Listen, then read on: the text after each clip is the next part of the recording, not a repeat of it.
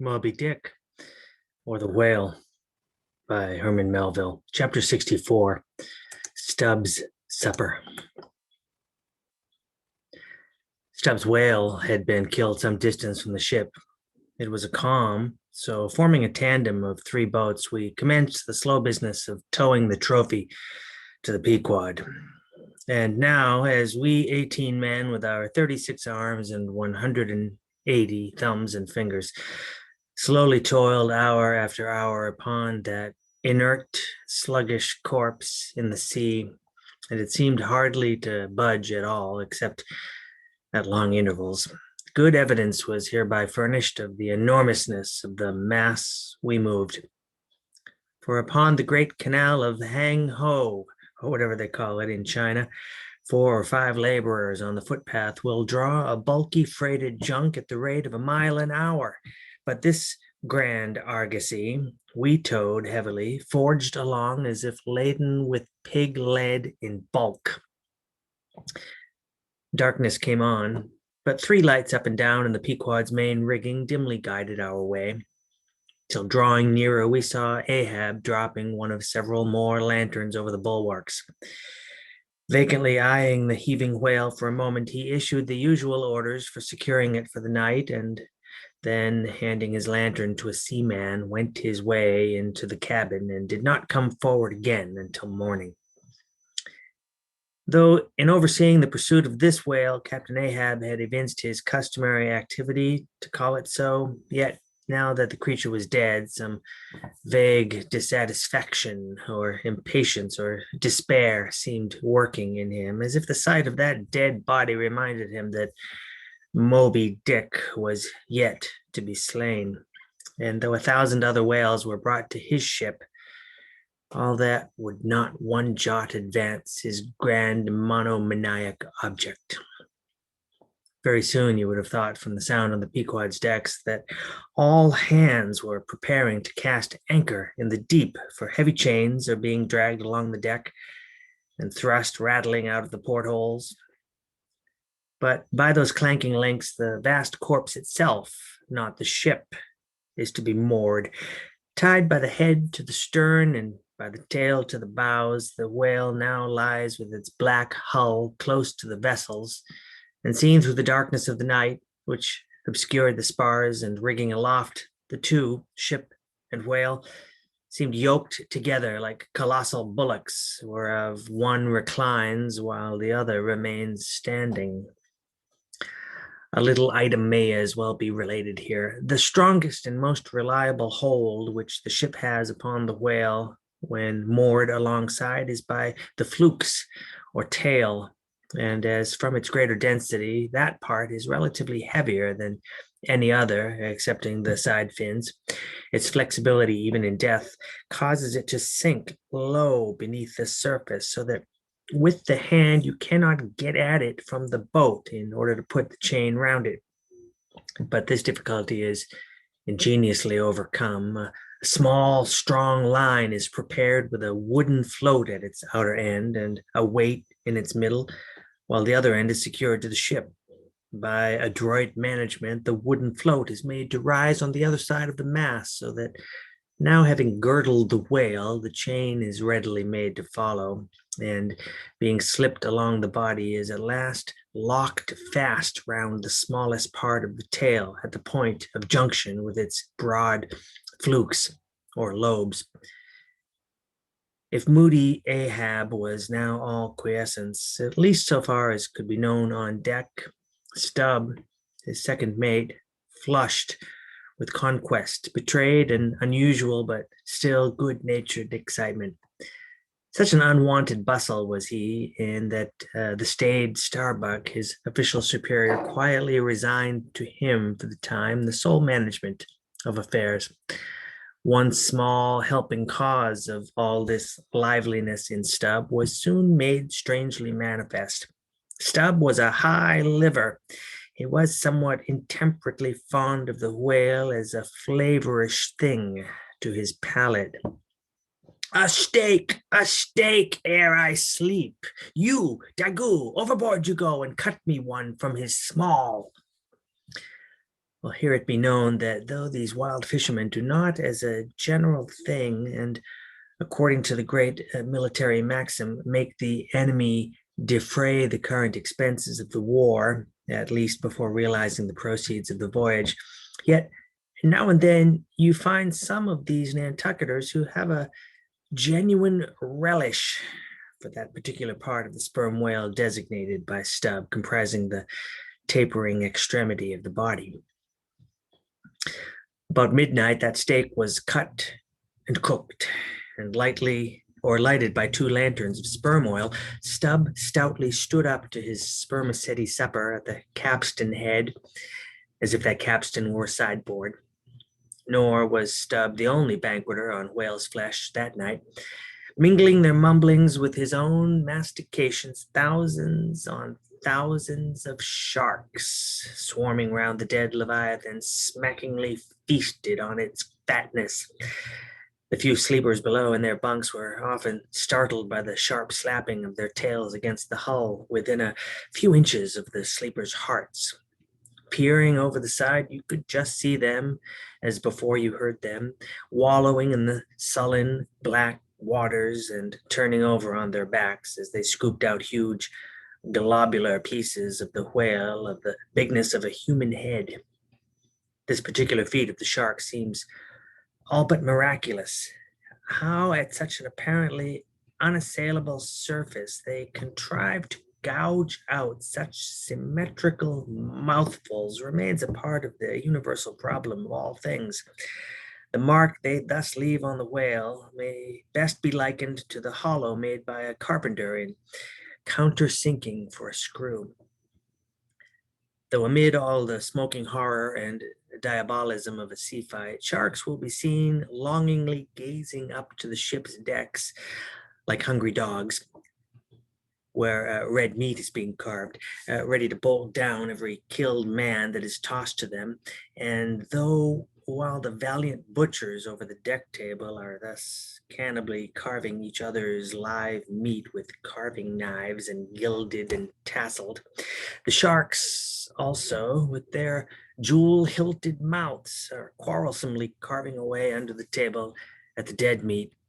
And though, were you to turn the whole affair upside down, it would still be pretty much the same thing. That is to say, a shocking, sharkish business enough for all parties. And though sharks also are the invariable outriders of all slave ships crossing the Atlantic, systematically trotting alongside to be handy in case a parcel is to be carried anywhere or a dead slave to be decently buried. And though 1 or 2 other like instances might be set down, touching the set terms, places, and occasions when sharks do most socially congregate and most hilariously feast, yet is there no conceivable time or occasion when you will find them in such countless numbers and in gayer or more jovial spirits than around a dead sperm whale, moored by night to a whale ship at sea? If you have never seen that sight, then suspend your decision about the propriety of devil worship and the expediency of conciliating the devil. But as yet Stubb heeded not the mumblings of the banquet that was going on so nigh him, no more than the sharks heeded the smacking of his own Epicurean lips. "Cook! Cook! Where's that old fleece?" he cried at length, widening his legs still further as if to form a more secure base for his supper, and at the same time darting his fork into the dish as if stabbing his lance. "Cook! You cook! Sail this way! Cook!" Well, the old black, not in any very high glee at having been previously roused from his warm hammock at a most unseasonable hour, came shambling along from his galley, for like many old blacks, there was something the matter with his knee pans, which he did not keep well scoured like his other pans. This old fleece, as they called him, came shuffling and limping along, assisting his step with his tongs, which, after a clumsy fashion, were made of straightened iron hoops. This old ebony floundered along, and in obedience to the word of command, came to a dead stop on the opposite side of Stubb's sideboard. when, with both hands folded before him and resting on his two-legged cane, he bowed his arched back still further over, at the same time sideways inclining his head so as to bring his best ear into play. "Cook!" said Stubb, rapidly lifting a rather reddish morsel to his mouth. "Don't you think this steak is rather overdone? You've been beating this steak too much, Cook. It's too tender. Don't I always say that to be good, a whale steak must be tough? There are those sharks now over the side, don't you see? They prefer it tough and rare. What a shindy they are kicking up. Cook, go and talk to them. Tell them they are welcome to help themselves civilly and in moderation. But they must be quiet. Blast me if I can hear my own voice. Away, Cook, and deliver my message. Here, take this lantern," snatching one from the sideboard. "Now then, go and preach to him." While sullenly taking the offered lantern, old Fleece limped across the deck to the bulwarks, and then, with one hand dropping his light low over the sea so as to get a good view of his congregation, with the other hand he solemnly flourished his tongs, and leaning far over the side, in a mumbling voice began addressing the sharks, while Stubb, softly crawling behind, overheard all that was said. "Fellow critters, I's ordered here to say that you must stop that damn noise there, you hear? Stop that damn smacking of the lip. Massa Stubb say that you can fill your damn bellies up to the hatchins, but by gar, you must stop that damn racket." "Cook," here interposed Stubb, accompanying the word with a sudden slap on the shoulder. "Cook! Why, damn your eyes, you mustn't swear that way when you're preaching. That's no way to convert sinners. Cook!" "Who dat? Den preach to him yourself," the cook said, suddenly turning to go. "No, Cook, go on, go on." "Well, den, beloved fellow critters, right," exclaimed Stubb approvingly. "Coax 'em to it, try that." And Fleece continued. "Do you is all sharks, and by nature wery voracious, yet I say to you, fellow critters, that voraciousness top that damn slapping of the tail. How you think to hear? Suppose you keep up such a damn slapping and biting there." "Cook!" cried Stubb, collaring him. "I won't have that swearing. Talk to him gentlemanly." Once more the sermon proceeded.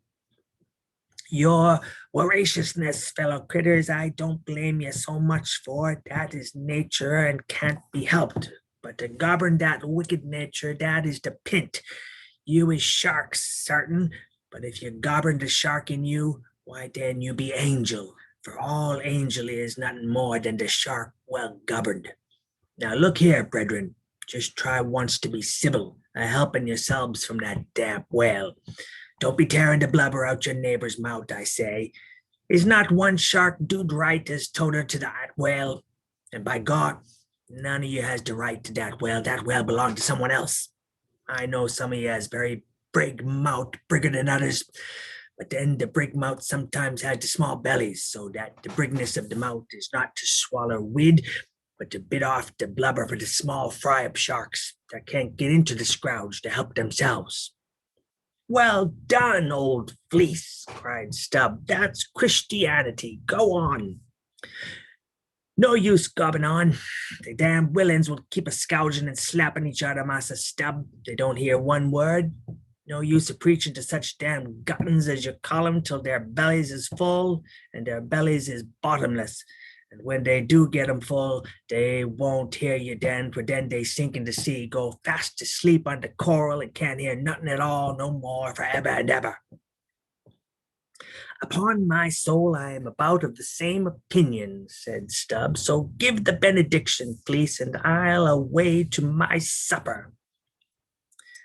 Upon this, Fleece, holding both hands over the fishy mob, raised his shrill voice and cried, "Cast, fellow critters, kick up the damnedest row as ever you can. Fill your damn bellies till they burst and then die." "Now, Cook," said Stubb, resuming his supper at the capstan, "stand just where you stood before there, over against me, and pay particular attention. Al dente, said Fleece, again stooping over upon his tongs in the desired position. Well, said Stubb, helping himself freely meanwhile, I shall now go back to the subject of this steak. In the first place, how old are you, cook? What dat to do with it take? Said the old black testily. Silence! How old are you, cook? About 90, they say, he gloomily muttered. And you have lived in this world hard upon 100 years, cook, and don't know yet how to cook a whale steak. Rapidly bolting another mouthful at the last word, so that morsel seemed a continuation of the question. Where were you born, cook? Hind the hatchway in a ferry boat going over to Roanoke. Born in a ferry boat. That's queer, too. But I want to know what country you were born in, cook. Didn't I say the Roanoke country? He cried sharply. No, you didn't, cook. But I'll tell you what I'm coming to, cook. You must go home and be born over again. You don't know how to cook a whale steak yet. Bless my soul if I cook another one, he growled angrily, turning round to depart. Come back, cook. Here, hand me those tongs. Now take that bit of steak there and tell me if you think that steak cooked as it should be. Take it, I say, holding the tongs towards him. Take it and taste it. Faintly smacking his withered lips over it for a moment, the old negro muttered, Best cooked steak I ever tasted. Juicy, very juicy. Cook, said Stubb, squaring himself once more. Do you belong to the church? Passed one once in Cape Town, said the old man sullenly. And you have once in your life passed a holy church in Cape Town, where you doubtless overheard a holy person addressing his hearers as his beloved fellow creatures. Have you, cook? And yet you come here and tell me such a dreadful lie as you did just now, eh? Said Stubb. Where do you expect to go to, cook? Go to bed very soon, he mumbled, half turning as he spoke. Avast! Heave to! I mean when you die, cook. It's an awful question. Now what's your answer? When this old black man dies, said the negro slowly, changing his whole air and demeanor, he himself won't go nowhere, but some blessed angel will come and fetch him. Fetch him? How? In a coach and four as they fetched Elijah? And fetch him where? Up there, said Fleece, holding his tongs straight over his head and keeping it there very solemnly. So then, you expect to go up into our main top, do you, cook, when you are dead? But don't you know the higher you climb, the colder it gets? Main top, eh? Didn't say that at all, said Fleece, again in the sulks. You said up there, didn't you? And now look yourself and see where your tongs are pointing. But perhaps you expect to get into heaven by crawling through the lubber's hole, cook. But no, cook. You don't get there, except you go the regular way, round by the rigging. It's a ticklish business, but must be done, or else it's no go. But none of us are in heaven yet, cook. Drop your tongs and hear my orders. Do you hear? Hold your hat in one hand and clap the other atop your heart when I'm giving my orders, cook. What? That's your heart there. That's your gizzard. Aloft. Aloft, that's it. Now you have it. Hold it there now. Pay attention. All dention, said the old black, with both hands placed as desired, vainly rigging his grizzled head as if to get both ears in front at one and the same time. Well, then, cook, you see this whale steak of yours was so very bad that I have put it out of sight as soon as possible. You see that, don't you? Well, for the future, when you cook another whale steak for my private table here, the capstan, I'll tell you what to do as so not to spoil it by overdoing. Hold the steak in one hand and show a live coal to it with the other. That done, dish it. Do you hear? And now tomorrow, cook, when we are cutting in the fish, be sure you stand by to get the tips of his fins. Have them put in a pickle. As for the ends of the flukes, have them soused, cook. There, now you may go. But Fleece had hardly got 3 paces off when he was recalled. Cook, give me cutlets for supper tomorrow night in the mid-watch, do you hear? Away you sail then. Hello, stop. Make a bow before you go. The vast heaving again. Whale balls for breakfast, don't forget. Wish, by gar, whale eat him, instead of him eat whale. I'm breast if he had more of shark than Massa Shark himself, muttered the old man, limping away, with which same ejaculation he went to his hammock